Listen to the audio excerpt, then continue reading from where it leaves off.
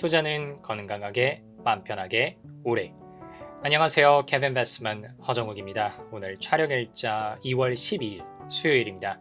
오늘 강의 갔다 와서 영상 찍고 있고요. 제가 솔브레인 영상에서도 말씀드릴 것 같은데 목이 살짝 쉬어 있습니다.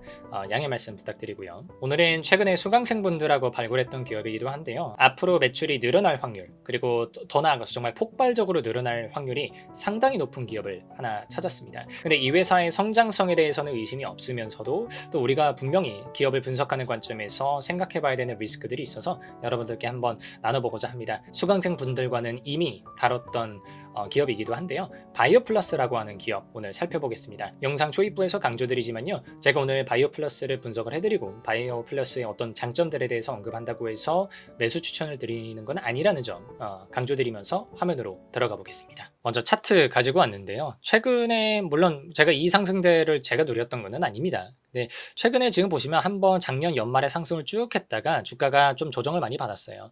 근데 지금 요 지점이 있죠. 이제 구름띠, 양운하고 60일 이동평균선을 즈음으로 해서 어느 정도 지지를 해주면서 장대연봉 두 개가 글러오면서 올라오는 그런 모습. 그래서 약간 조금 긴 사이클에서의 눌림목 비슷한 그런 모양들이 나오는 구조라고 보시면 되겠고요. 만약에 뭐 기술적으로는 여기서 지지가 확실하게 나와주는 모양이라고 한다면 적어도 전고점이었던 8,000원 선 근처까지는 우리가 충분히 트라이 해볼 수 있는 기업이 아니냐 이렇게 분석을 해볼 수가 있는데요. 제가 첫 번째로 이 기업에 대해서 봤던 건 유형자산이었습니다. 지금 오른쪽이 여기 19기부터 해서 21년, 22년, 23년도고요. 여기가 24년도 3분기입니다. 그럼 유형자산 이 트렌드를 한번 보실까요? 21년도에 220억, 278억, 564억. 그러다가 작년 4분기 때 갑자기 1240억을 씻습니다. 제가 이 기업을 첫 번째로 주목했던 이유가 바로 여기 있습니다. 유형자산이 갑자기 2배 이상이 늘어버려요. 숫자가. 그래서 제가 이제 생산 캐파, 사업의 내용 쪽 가서 캐파를 살펴보니까요. 여기 히알루론산 응용제품 기준으로 한번 보십시오. 원래 2022년도에 540만 개 유지했었던 회사가 1,500만 개로 늘어나고요. 3분기 기준으로 생산 능력이 1,300만 개입니다. 그럼 곱하기 3분의 4 연율을 해줘 보면은 거의 뭐 1,600만 개 이상이 되는 캐파 확장이 지속이 되고 있는 그런 모습이라고 보시면 되겠고요. 캐파가 늘어나고 있는데도 불구하고 생산 실적 또한 따라 올라오면서 가동률도 낮아지지 않고 유지되고 있다는 점이 우리가 되게 긍정적으로 볼 수 있는 지점이 아니겠느냐, 저는 이렇게 생각을 합니다. 그래서 조금 리서치를 해봤습니다. 이 친구가 캐파 확장을 어떻게 하고 있느냐 보니까 이 친구가 음성에 신공장을 짓고 있습니다. 근데 이제 신공장으로 들어가는 캐파가 상당히 커서요. 기존 캐파 대비 거의 10배까지 늘어나는 그런 구조라고 보시면 되고요. 제가 보니까 원래는 한 필러를 1년에 한 400만 개, 500만 개 정도 만들 수 있는 그런 구조였다고 하는데 이번에 이제 음성 신공장이 완료가 되게 되면 필러 4천만 개, 그리고 비만 치료제, 당뇨 치료제도 살짝 있긴 하더라고요. 4천만 개, 톡신 쪽, 물론 우리가 아는 그 보톡스는 아니더라고요. 톡신 쪽으로 한 2,500만 개 생산할 수 있는 그런 잠재력을 가지고 있는 기업이라고 보시면 되겠습니다. 이 회사의 기술력을 한번 볼게요. 이 회사는 이제 히알루론산 필러를 하고 있는 회사인데 이런 질문을 주실 수가 있어요. 아니 HA 필러 하는 기업들은 엄청 많고 경쟁도 상당히 치열한 걸로 알고 있는데 우리가 지금 바이오플러스가 뭐가 그렇게 특별해서 얘를 봐야 되느냐 보시면 경쟁사는 좀 기술적으로 다른 것들이 있습니다. 지금 경쟁사들이 여기 지금 BDD 가교 기술 이렇게 되어 있고 이 회사는 MDM 테크놀로지 이렇게 되어 있잖아요. 뭐가 이제 극명하게 차이가 나냐면 가교제 성분이 다릅니다. 경쟁사들은 BDD 가교제를 쓰는 반면에 이 친구는 DVS 가교제를 쓰고요. 이게 그냥 기술적인 거는 다 제가 집어치우고 효과만 말씀을 드릴게요. 첫 번째로 점탄성이 굉장히 높습니다. 그래서 경쟁사 이제 BDD 기반의 필러에 비해서는 압축력이 3배에서 6배 가량 높기 때문에 훨씬 더 이렇게 탱탱한 그런 모형을 잡아주는 필러라고 보시면 되겠고요. 몰딩력이 굉장히 훌륭하기 때문에 훨씬 더 이제 시술하는 의사 선생님들 입장에서는 훨씬 더 정교한 모양을 구현할 수 있다 이렇게 보시면 되고, 또 몸 안에서 생체 분해되는 게 조금 시간이 느립니다. 훨씬 더 지연을 시킬 수가 있고요. 그러니까 당연히 지속력이 높아지면서 환자라고 표현하면 좀 그렇죠. 그러니까 시술을 받은 피시술자 입장에서 훨씬 더 비용을 절감하면서도 만족감을 높여줄 수 있는 그런 기술이고요. 무엇보다도 안정성이 높습니다. 이 가교제라고 하는 게 몸 안에서 사실 조금씩 남으면서 축적이 됩니다. 근데 이 가교제 잔류량이 경쟁사 대비해서 거의 0.1% 수준이기 때문에 안정성도 가져가고 있는 그런 기술이라고 보시면 되겠어요. 그래서 이 친구가 필러 쪽으로 물론 실적도 이미 괜찮게 내고 있긴 하지만 앞으로도 조금 더 이제 퀄리티 있는 필러 그쪽의 성장성을 우리가 생각을 한다면 충분히 주목받을 수 있는 기업이 아니겠느냐 이렇게 생각을 하고요. 수출을 어떻게 하고 있느냐 보니까요. 저기 이 우상단에 있는 자료 한번 보시겠어요? 전체 매출이 작년 3분기 기준으로 373억입니다. 그러니까 사실 약간 안타까운 거는 그 전년도에 비해서 매출이 조금 줄어들긴 했어요. 근데 수출 비중이 373억 중에서 268억이 수출입니다. 수출 비중이 상당히 높아요. 그래서 제가 회사에 전화해서 한번 물어봤습니다. 구체적으로 어떤 국가들의 수출이 나가느냐 그랬더니 IR 담당자분 답변이 중국하고 미국 빼고는 웬만한 국가들은 다 메이저하게 나가고 있다 이렇게 말씀을 하시더라고요. 그래서 그러면 중국하고 미국이 사실은 가장 큰 시장 같은데 이쪽으로는 왜 진출을 안 하고 계십니까? 라고 제가 여쭤보니까 이쪽은 아직 그 임상이 진행이 되고 있고 캐파도 확장이 이제 들어가고 있다고 합니다. 그래서 중국 쪽에서는 하이난 공장 이미 지어진 걸로 제가 파악이 되고요. 이제 마지막 임상만 남은 걸로 알고 있고 미국 쪽은 앞으로 이렇게 우리가 임상 허가를 받을 거다라고 나와 있습니다. 그래서 회사가 예상하는 허가 완료 시점은 26년도이기 때문에 25년도까지는 우리가 중국 쪽에서의 조금 성장을 기대해 볼 수 있지 않을까. 그리고 26년도부터 미국 쪽에서의 성장을 기대해 볼 수 있지 않겠느냐 이렇게 생각합니다. 그리고 최근에 바이오 플러스 입장에서 조금 이제 호재성으로 우리가 생각할 수 있는 그런 전략이 하나 있었습니다. 회사가 유통 구조를 좀 바꿨어요. 작년 하반기 때 유통 구조를 원래는 저가 ODM 쪽 영업을 했었고 그리고 이제 ODM이 굉장히 다양한 거래처와 그런 ODM 영업 구조를 짜고 있었습니다. 근데 이러다 보니까 회사가 조금 브랜드력을 갖추기는 어느 정도 한계가 있었는데 작년 하반기 중에 이거 좀 개편을 해서요. 대형 ODM 그리고 자사 대리점 중심으로 영업 구조를 바꿨고요. 그러다 보니까 매출이 이제 직수출이나 대형 거래처 위주로 조금 실적이 나는 방향으로 바뀌었습니다. 근데 저는 회사가 기술력도 어느 정도 인정을 받고 해외 수출 비중도 높은 상황에서 이렇게 유통 구조도 재편이 되게 되면 밸류체인 상에서 훨씬 더 수익성을 개선을 하는 동시에 글로벌 시장으로 더욱 적극적으로 확장할 수 있는 그런 기반이 만들어지지 않겠느냐 이렇게 해석해 볼 수 있을 것 같습니다. 재무적으로 한번 볼까요?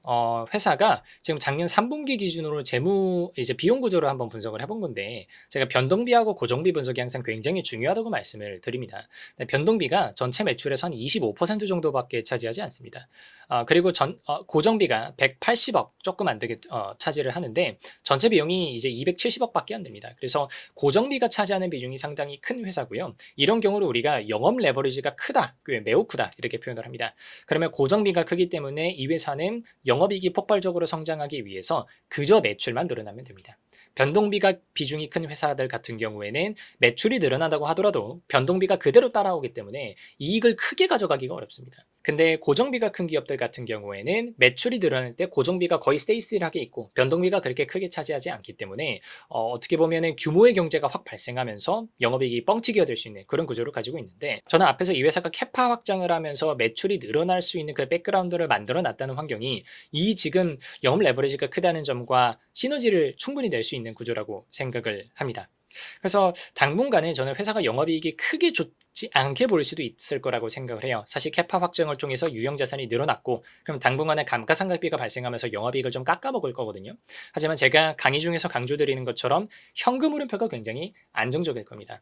그래서 현금 흐름표가 안정적이라면 우리가 충분히 기다려줄 수가 있고 오히려 앞으로 캐파 확장이 점점 들어와서 매출이 쭉 성장을 하는 동시에 사실 캐파 확장으로 인한 감가상각비 발생한 4년 5년이면 끝날 거거든요.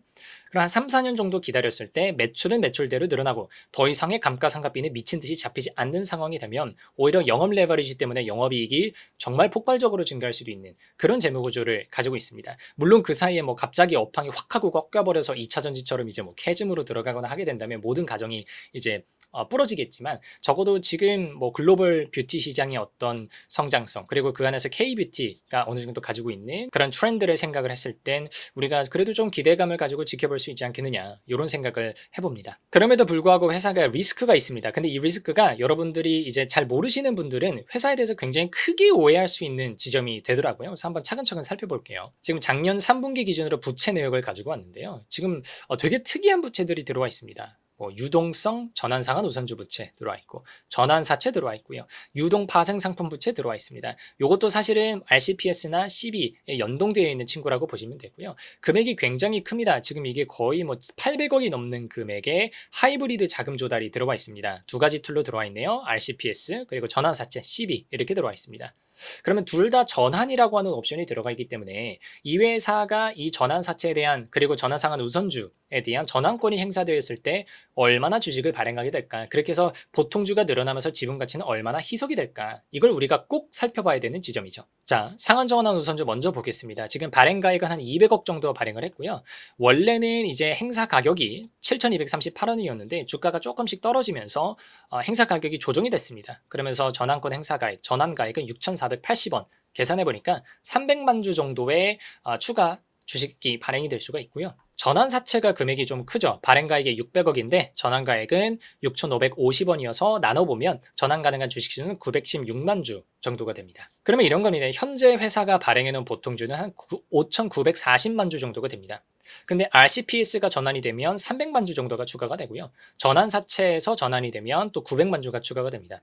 그러면은 모든 전환권이 이제 행사가 되면 전체 주식 수가 7,160만 주가 되면서 상당 부분 보통주의 지분 가치는 희석이 될 수밖에 없는 그런 구조. 여러분들께서 꼭 알아가셔야 되겠습니다. 특히 중요한 게 뭐냐면 이제 밸류에이션 할 텐데요. 지금 예상된 바이오 플러스에 대해서 예상되는 순위 그리고 EPS를 가지고 왔고 그리고 오늘 날짜 기준으로 캡처를 또 가지고 왔는데 2025년도 포워드 P 한번 계산해 보시죠. EPS가 506원입니다. 근데 이제 주가가 6,820원이니까 포워드 P를 단순하게 계산을 하게 되면 13.4배 정도. 그러니까 사실 회사가 유지하고 있는 영업이익률이라든가 예상되는 ROE에 비해서는 상당히 저평가된 것 같은 그런 PE가 나옵니다. 근데 희석 가치를 반영을 하게 되면 EPS가 희석이 될 거거든요. 한 80% 수준으로 희석이 될 건데 계산을 해보시면요. 25년도 포워드 P를 전환 가능한 주식수를 온전히 반영한 희석 가치로 반영하면 16배가 조금 넘게 나옵니다. 그러면 여러분들이 생각하는 것만큼의 저평가는 아닐 수도 있다. 우리가 이렇게 꼭 가져가셔야 되겠습니다. 그래서 제가 일부러 아주 보수적인 밸류에이션을 한번 구해봤습니다. PER 기준으로 구하는 게 아니고 이제 우리 수강생분들은 다 연습을 잘 하고 계시죠. 자녀가치법, Residual Income Method로 절대가치법으로 주가를 평가하는 방법이 있는데 제가 그냥 ROE는 16.5%라고 그냥 고정을 해두고요. 현재 기준으로 그냥 이제 희석 주식수를 반영하지 않고 적정 주가를 구해보면 정말 보수적인 숫자라는 것을 미리 말씀드립니다. 적정 주가는 한 4,100원 정도 나오고요. 근데 만약에 저희가 주식수를 이제 7천만 주였나요? 까지 쭉 늘려서 희석 주식을 반영을 하게 된다. 그러면 적정 주가가 3,400원까지도 떨어집니다. 그래서 여러분들이 이 기업이 뭐 성장세 앞으로 매출이 늘어날 수 있고 영업 레버리지가 높아서 뭐 뻥튀기가 되면서 규모의 경제를 달성을 해서 영업이익이 폭발적으로 성장할 수도 있다는 그런 모든 포텐셜과 모든 그런 내재 가치 그런 기대감에도 불구하고 여러분들이 마지막 단계에서 기업에 대해서 밸류에이션을 하실 때 여러분들이 RI를 쓰시든 PER을 쓰시든 중요하지 않습니다. 결론은 다 똑같기 때문이거든요.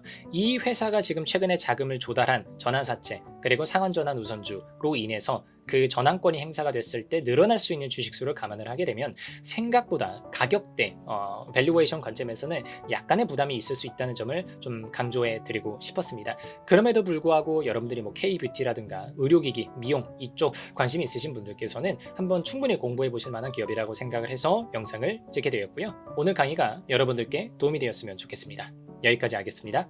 감사합니다.